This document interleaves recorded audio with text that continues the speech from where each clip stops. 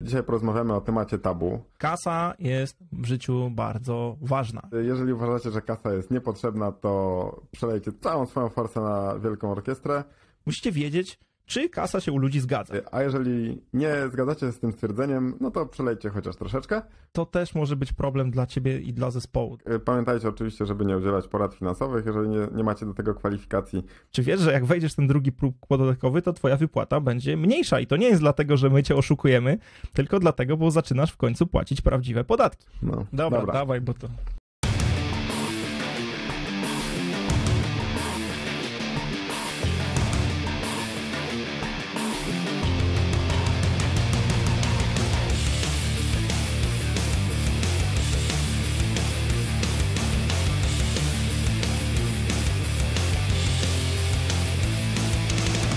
Cześć, witamy w Nerd Management. Tutaj Krzysztof Rakowski i Paweł Rykowski. Słuchajcie, dzisiaj porozmawiamy o temacie tabu. O takim temacie tabu, o którym Paweł rozmawia nieustannie ze swoimi ludźmi w swoim zespole. Bez ogródek, bez żadnych zahamowań. Inni team liderzy raczej nie rozmawiają o tym ze swoimi ludźmi.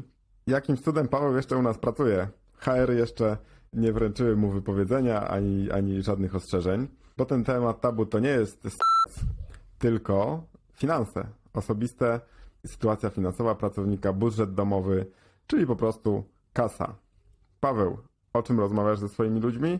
No i jak to robisz, że udaje ci się przełamać to tabu? No i właśnie, temat tabu, jak to każdy temat tabu, to jest takie nasze założenie. Wiecie, cofnijmy się do odcinka z przekleństwem założeń, że zakładamy, że o czymś nie powinniśmy rozmawiać, co jest totalną bzdurą, bo kasa jest w życiu bardzo ważna. A jeżeli uważasz inaczej, to przelej wszystko, co masz na Wielką Orkiestrę Świątecznej Pomocy, wszystkie numery kont w opisie oraz linki, ponieważ już 29 stycznia około 15:30 wbijamy live na akcję Podcasty dla WOŚP, gdzie będziemy opowiadać o tym, jak zrobić i zbudować świetną karierę tak, żeby mieć pracę marzeń i robić to, co się chce.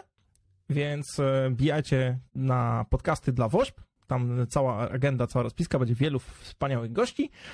No i szykujemy też niespodzianki. To takie bardzo grube niespodzianki, których no długo później nie będzie, więc próżno będzie szukać, więc tym bardziej zapraszamy. No właśnie. Więc jeżeli uważacie, że kasa jest niepotrzebna, to przelejcie całą swoją forsę na Wielką Orkiestrę, a jeżeli nie zgadzacie się z tym stwierdzeniem, no to przelejcie chociaż troszeczkę. No ale Paweł, załóżmy, że mamy tę świadomość, że ta kasa jest potrzebna. To jak do tego podchodzisz tematu? Jak rozmawiasz o tym ze swoimi ludźmi? Słuchajcie, no przede wszystkim to jest temat jak każdy inny, więc musicie o niego zadbać. I teraz dlaczego to jest ważne, żeby rozmawiać z ludźmi o kasie w sposób taki normalny? No bo po pierwsze, wiecie, no ich kasa po części zależy od was. Zależy od tego, jakie budżety macie w firmie, zależy od tego, ile ludziom możecie zapłacić.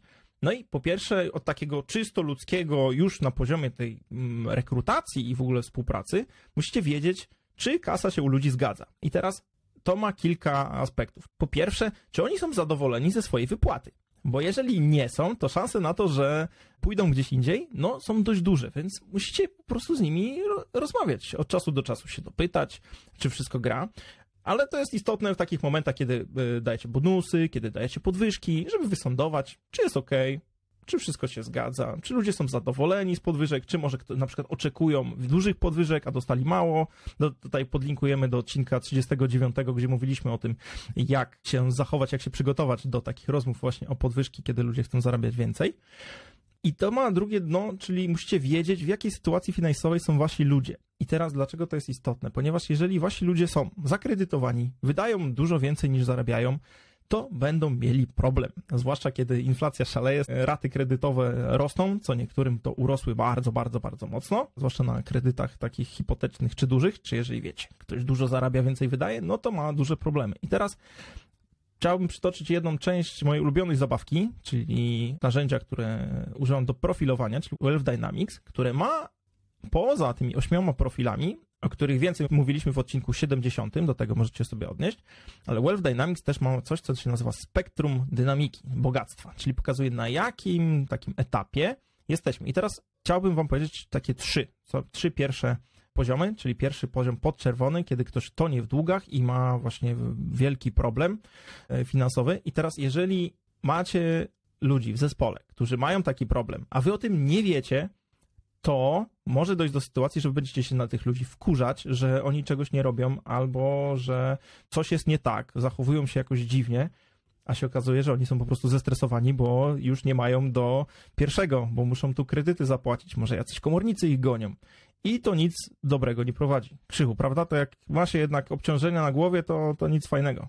No, zdecydowanie. To jest coś, co po prostu wpływa na naszą codzienną pracę. Wiadomo, że na samym początku musimy zaspokoić nasze podstawowe potrzeby, czyli chociażby tego bezpieczeństwa fizycznego, dach nad głową, jedzenie, ale oczywiście w tym, jak żyjemy, to się przekłada również na przedszkole czy szkołę dla dzieci, na opłacenie różnych rachunków, paliwa, samochodu itd., itd. Więc no niestety w takich czasach żyjemy, w takiej sytuacji, że tych pieniędzy na przetrwanie jest potrzebne dużo, a jeżeli popełnimy jakieś błędy, typu się zakredytujemy po uszy, nabijemy długów na kartach kredytowych, czy jeżeli ktoś ma jakieś doświadczenia z biznesem, w który włożył dużo forsy, no to tutaj pojawiają się kolejne kłopoty. Dokładnie tak i musicie po prostu o tym wiedzieć. Drugi poziom w spektrum to jest taki poziom czerwony, czyli poziom, kiedy wydajemy wszystko, co mamy. Tutaj też podlinkujemy blogi, podcasty Marcina Iwucia, czyli z finansów bardziej osobistych, bo on to tak fajnie nazywa, że to jest taki etap przekaźnika pieniędzy, czyli wszystko, co zarabiamy, przerzucamy dalej do banków na opłatę i tak naprawdę nie zostaje nam nic. I to też nie jest dobra sytuacja, ponieważ jest już to bardziej komfortowe, bo może nie gonią nas wierzyciele, czy waszych ludzi nie gonią wierzyciele i mogą jakoś tam spać po nocach, ale też będą się stresować, zwłaszcza jeżeli macie osoby w zespole, które niekoniecznie są pewne swojej pozycji. Czasem tak się zdarza, że niektórzy się zastanawiają, kurczę, może ten szef to mnie zwolni, może robię za mało, mają niskie poczucie własnej wartości i mają problemy finansowe, czy nie mają oszczędności, nic im nie zostaje. To też może być problem dla ciebie i dla zespołu. Dlatego ty musisz z nimi rozmawiać, jak ludzi wyciągać, musisz ich poprowadzić wręcz za rękę, żeby im pokazać, słuchajcie, że są oszczędności, trzeba zbudować te oszczędności. Zarabia się dużo w IT. Podobno te mityczne 15, 30, 100K, ostatnio był konkurs na programista 100K, więc da się z tego coś odłożyć, z każdej kwoty da się coś odłożyć, więc kiedy też nauczycie ludzi, że słuchajcie, można odłożyć, można zainwestować i taki człowiek będzie miał poduchę finansową, czyli środki na przeżycie na przykład 3 miesięcy, 6 miesięcy, kiedy na przykład, nie wiem, wasza firma się zawali, to taki człowiek zupełnie inaczej funkcjonuje, a to jest w twoim interesie, żeby sprawić, że właśnie ten poziom taki higieniczny, te fundamenty, o których Krzychu mówiłeś, żeby były zapewnione, żeby ludzie nie musieli się martwić o to, co włożyć do gara, czy im starczy na opłaty, czy mogą wyjść do kina, czy nie. Jeżeli będą zadbani finansowo, to zdecydowanie będzie się z nimi łatwiej pracować, lepiej pracować i też nie będą mieli takiego parcia i ciśnienia na to, że oni muszą coś zrobić, no bo jak stracą pracę, no to już kaplica, bo ich tutaj zjedzą komornicy. Nie chcecie takiej sytuacji. No, tylko też oczywiście warto, żeby nie doradzać finansowo swoim ludziom, no bo jednak przeważnie nie mamy do tego kompetencji, tylko bardziej, żeby kierować po prostu do tych źródeł informacji, które po prostu mogą w tym pomóc. Ja też polecam Marcina Iwucia, jego książkę Finansowa Forteca, do której damy linka. To jest takie dobre źródło podstawowej kompendium wiedzy, podstawowych informacji. No dobrze, ale Paweł, powiedz mi, w jaki sposób przebijasz ten taki naturalny opór, to jest jednak temat tabu, w jaki sposób podchodzisz do kogoś i w ogóle zaczynasz taką rozmowę, otwierasz taką dyskusję. Nie każdy jest tak pewny siebie jak ty, żeby walnąć prosto z mostu.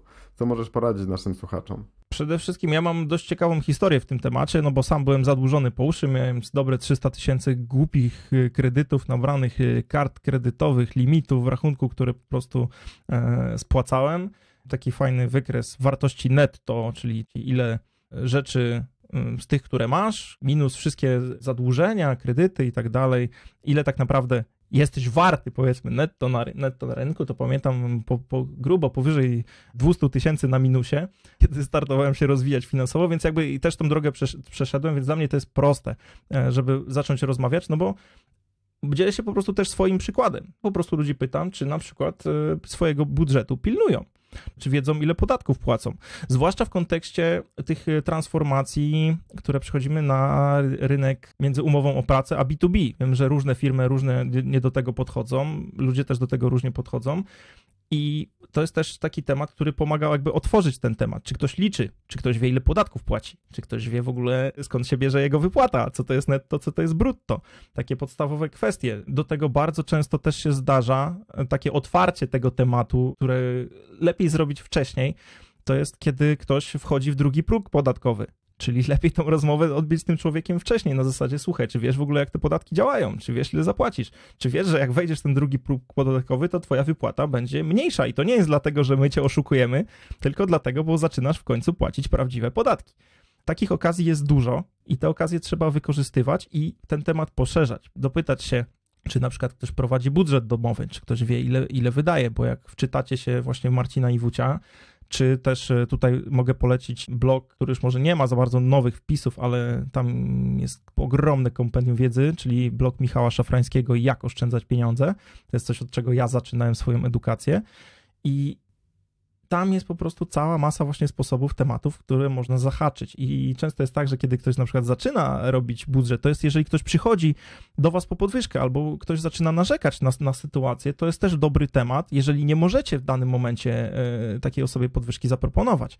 To jest też dobry temat, żeby zacząć rozmawiać właśnie o tej edukacji finansowej, bo może się okazać, że no okej, przez najbliższe pół roku macie budżet zamrożony, podwyżki dać nie możecie, ale możecie człowieka nauczyć, że słuchaj, no zacznij zrobić budżet domowy i w momencie po takich 2 miesiącach, kiedy taki człowiek zacznie robić budżet domowy, okaże się, że tak naprawdę to będzie tak, jakby dostał tą podwyżkę, bo nie będzie wydawał, kasa nie będzie mu uciekać przez palce, bo to jest taki fajny cytat z Maxwella, że zrobić budżet to jest powiedzieć pieniądzom, gdzie mają iść, zamiast się zastanawiać, gdzie się rozeszły.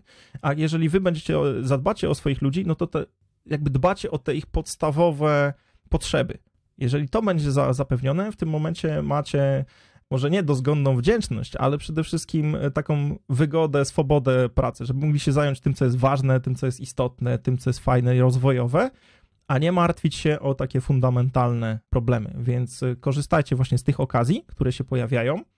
Wyprzedzajcie raczej te negatywne, czyli jeżeli wiecie, że jest połowa roku czy koniec roku i wiecie, że zaraz ktoś po raz pierwszy, którego zatrudniliście, wpadnie na ten drugi próg podatkowy, to koniecznie na najbliższym 1 na 1 po prostu musicie z nim potem porozmawiać, bo będzie szok. Zawsze jest szok.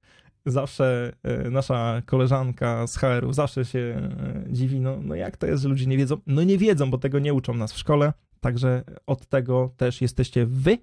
Może wam się wydawać, że nie, ale moim zdaniem tak, to jest rola lidera, żeby zadbać o zespół i przeprowadzić go również przez te tematy finansowe i te podstawowe, czyli od kredytów, ale też dalej, jeżeli inwestujecie, jeżeli robicie coś z tymi pieniędzmi, to nie bójcie się też o tym z ludźmi rozmawiać. Może wasi ludzie są w tym temacie dużo lepsi od was i też was czegoś nauczą, więc bądźcie otwarci w dwie strony. Tak, pamiętajcie oczywiście, żeby nie udzielać porad finansowych, jeżeli nie macie do tego kwalifikacji, natomiast no, możecie się dzielić tym, co wy robicie, czy odsyłać do dobrych źródeł i to polecamy. Podsumowując, warto szukać takich możliwości, otwarć tematu do tego, żeby zwrócić naszym ludziom uwagę na różne niespodzianki, które mogą ich czekać, albo też po prostu im pomóc.